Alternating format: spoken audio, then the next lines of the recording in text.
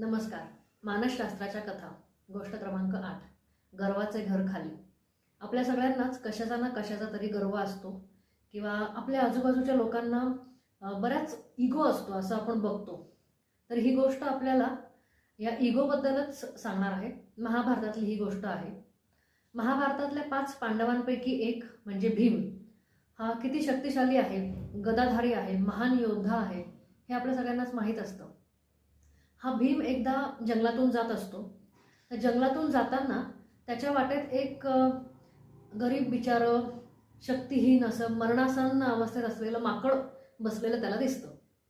पण माकड त्याच्या वाटेत बसलेलं असतं. त्याची शेपटी ही अशी लांब पसरलेली असते आणि भीमाला राग येतो, हे माकड माझ्या वाटेत का बसलंय. भीम त्याला माकडाला चिडून म्हणतो की हे माकडा बाजूला सरक, माझी वाट सोड, तुझी शेपटी बाजूला घे.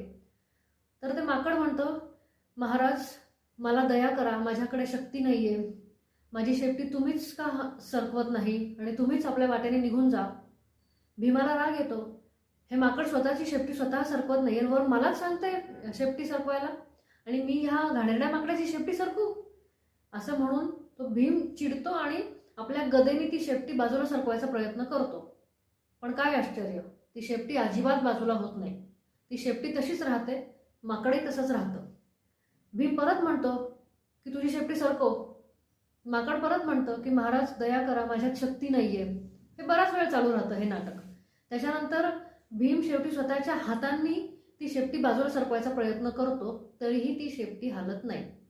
मग एवढं झाल्यानंतर भीमाला लक्षात येतं की हे माकड काही साधंसुद्धा माकड नाही, हे कोणीतरी अवतारी पुरुष आहे असं म्हणून भीमाला मनोमन जाणवतं आणि तो समोर येतो त्या माकडाच्या आणि नम्रपणे म्हणतो, महाराज माझी चूक झाली, तुम्ही कोण आहात हे मला सांगा आणि तुमची शेपटी कृपा करून बाजूला सरकवा. असं जेव्हा तो नम्रपणे म्हणतो तेव्हा साक्षात हनुमंत तिथे प्रकट होतात आणि ते वानर म्हणजे दुसरं तिसरं कोणी नसून हनुमंतच असतात आणि ते त्याला एकच सांगतात, तू कितीही बलिष्ठ झालास, कितीही तू श्रेष्ठ असलास तरी तुझ्यापेक्षा श्रेष्ठ कोणीतरी आहे हेच मला दाखवायचं होतं, म्हणून मी माझी शेपटी अशी रस्त्यात पसरून बसलो होतो.